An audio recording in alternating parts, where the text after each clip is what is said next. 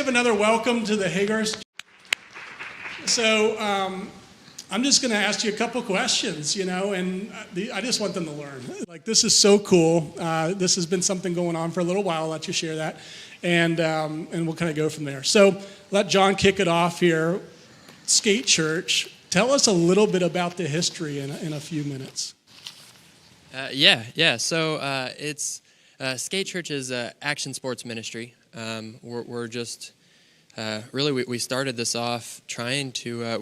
My wife and I have a heart for the youth and sort of the skate community, those who might be struggling or coming from broken homes, lost sheep in a sense, and so my wife actually came up with the idea. I'll let her tell it real quick.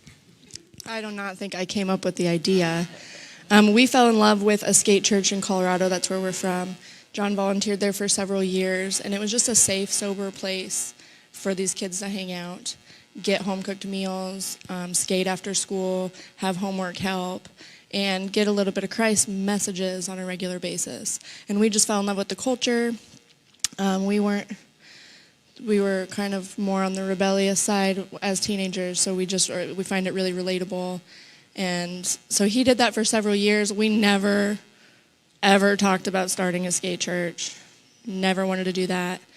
But probably about almost 2 years ago, I was driving through Troy, and I was looking at commercial buildings, and I'm like, oh, I could start a salon there. That's what I do. I'm a cosmetologist. So I was like, just kind of looking, and all of a sudden I saw this big warehouse, and I heard Troy Skate Church.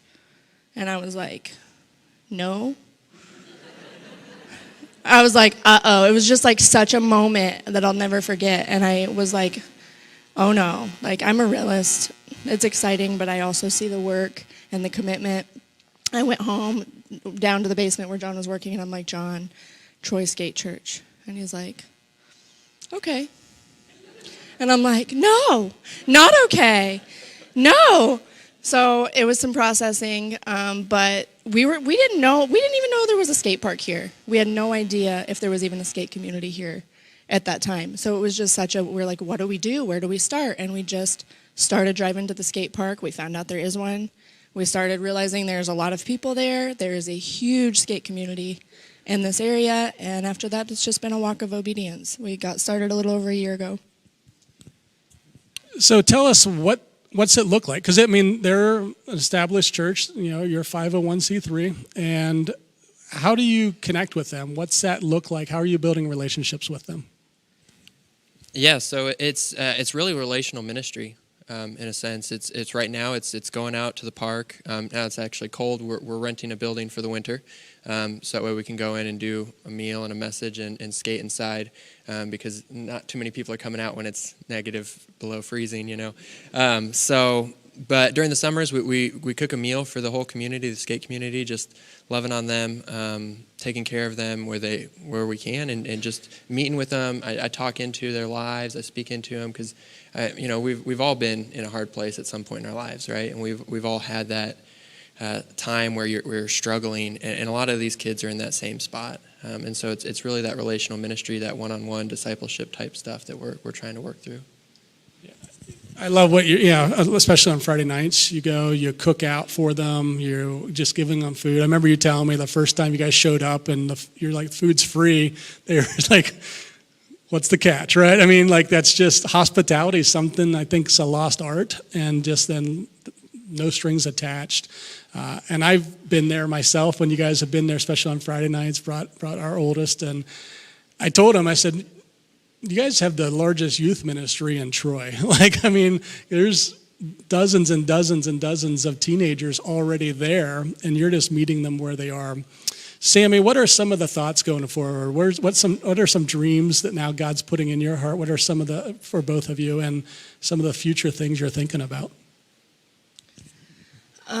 So along, we go out there, we do these meals for the kids, and it's really fun and exciting, and it kind of goes back to that they don't care what you know until they know how much you care. So it's been fun to see how the relationship's gone. But for a long time, I'm like, how do we go from free food to Jesus, right? Because that's the point. If we can't feed them Jesus, we might as well let a local nonprofit food pantry take care of it. So I guess long term, in the winter when we did our first, we rented a space and we put up on Instagram, Jesus, come on over for skating, pizza, and Jesus. And Jon put that, and I'm like, oh no, you said Jesus, they're not gonna come. Like, he's like, I'm not baiting and hooking them. Like, they need to know, but they're desperate to skate, right? So they showed up, and that day I was like, they'll come.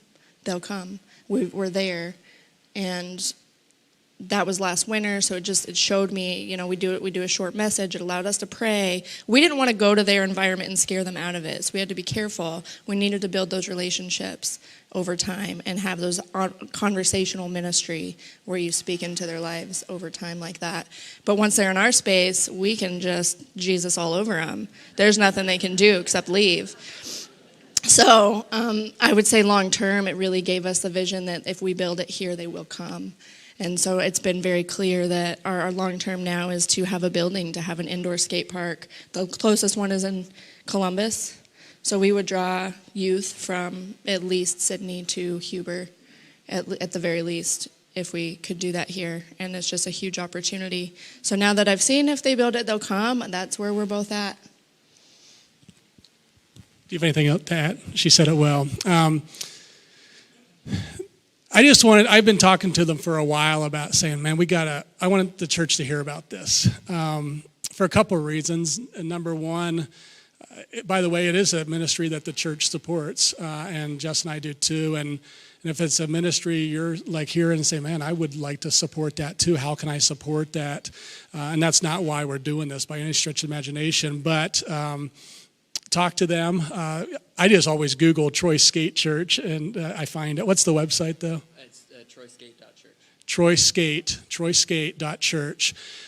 God's continuing as you do. You take a step of faith and of obedience, and He provides, and He takes the next step, and then dreams get bigger, right? And then the harvest is there, right? And it's getting there. And so we're going to pray for them in just a bit, but if that's something we want to come alongside. I also just wanted to share this too, because you hear me talk a lot about, like, any of us can start something to reach lost people. It's a passion. It's a passion they have. How many different groups of people or people groups are there in our culture that don't know Jesus?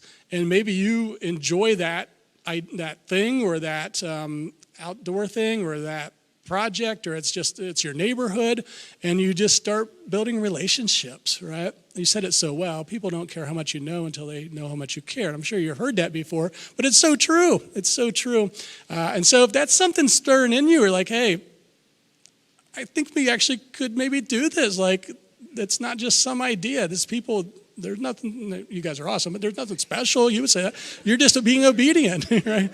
Just being obedient, and that's all God calls us to do, right?